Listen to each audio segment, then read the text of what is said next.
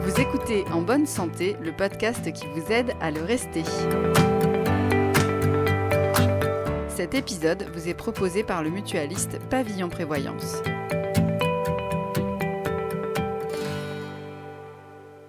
Bonjour et bienvenue dans ce podcast. Je m'appelle Mathieu et dans cet épisode, je vais vous parler d'activité physique et de ses bienfaits sur notre corps et notre esprit. Les autorités sanitaires nous encouragent constamment à bouger.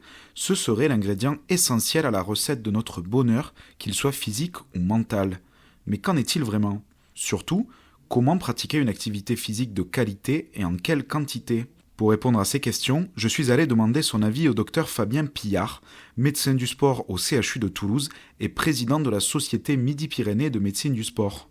Selon lui, avoir une activité physique signifie augmenter sa dépense énergétique. On parle d'augmentation de la quantité de mouvements quotidienne, régulière, hebdomadaire et chronique sur le long terme. Qu'est-ce que c'est qu'on appelle une quantité de mouvement ? C'est une quantité qui va être nécessaire et suffisante pour commencer à induire des effets favorables sur l'état de santé. La recommandation qu'on vous donne, 30 minutes par jour, au moins 5 fois par semaine, minimum, une recommandation minimale. En vérité, la recommandation, c'est 150 à 300 minutes d'activité hebdomadaire d'intensité modérée à modérément intense, répartie de façon régulière et équitable sur la semaine. Mais alors, à quel seuil une activité est-elle considérée comme physique ? Surtout, qu'est-ce qu'une activité physique modérément intense ? Si on parle de l'endurance, ça va être marcher, ça va être faire de la natation, faire du vélo. En clair, toute activité qui dure au moins 10 minutes et qui induit un niveau d'essoufflement tel qu'on ne peut pas chanter mais qu'on peut encore parler, ça c'est le minimum. Ça va être aussi qui commence à induire un peu de transpiration. Ça veut dire qu'on est dans un niveau de soutien au moins 10 minutes avec de l'endurance, une intensité cardiovasculaire, l'accélération du pouls, tous ces petits éléments simples en fait. L'élocution un peu plus difficile, le pouls qui s'accélère, la transpiration qui commence à apparaître au moins 10 minutes. Et après on va aller vers l'objectif d'au moins 30 minutes, 5 fois par semaine, ça fait 150 et plus c'est affinité.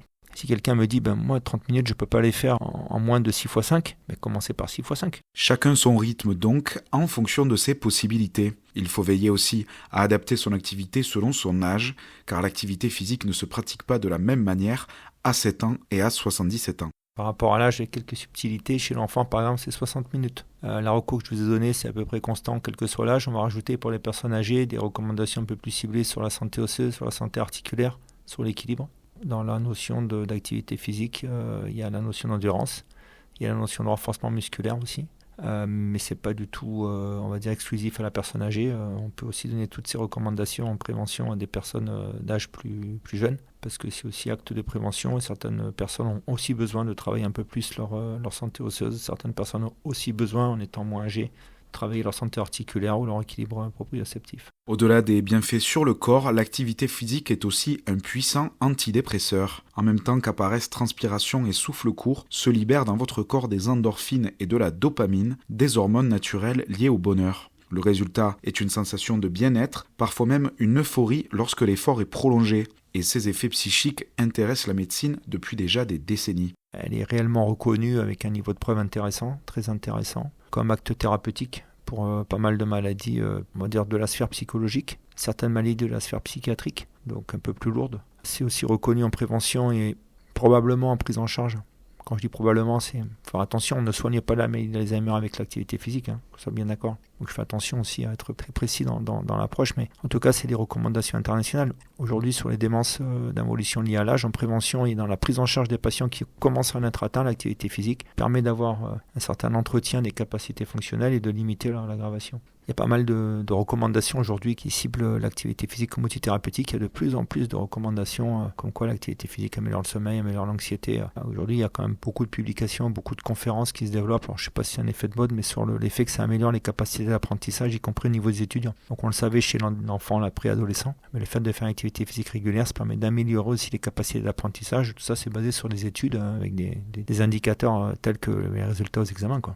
Que vous soyez retraité, au cœur de la vie active, étudiant ou encore à l'école, il est indispensable de marcher, courir ou pédaler, peu importe son rythme de vie et les contraintes du quotidien. Le docteur Pillard a d'ailleurs une métaphore bien à lui pour illustrer la meilleure manière de maintenir une activité physique sur le long terme. c'est comme une soupe. Vous avez un gros bol de soupe, vous devez manger votre bol de soupe, vous n'aimez pas la soupe. Bon, déjà, l'activité physique, on va essayer de vous dire, vous en fassiez si ça vous plaît quand même, on ne va pas vous forcer. Donc la soupe, on va pas vous forcer à la manger. Je prends cet exemple-là pour dire qu'il va falloir que vous preniez votre dose de médicaments, activité physique, mais considérant que vous aimez votre soupe et que finalement elle est très bonne la soupe, mais qu'elle est chaude. Donc en fait, vous ne pouvez pas la manger d'un coup, donc vous allez manger en plusieurs cuillères. Voilà. Et bien on va faire cet exemple-là, vous allez prendre le bol de soupe en plusieurs cuillères, et puis tout doucement, vous allez peut-être apprendre à moins la faire chauffer, donc l'activité, vous allez apprendre à mieux la maîtriser. Ça sera moins compliqué, ça sera plus agréable, plus autonomisé.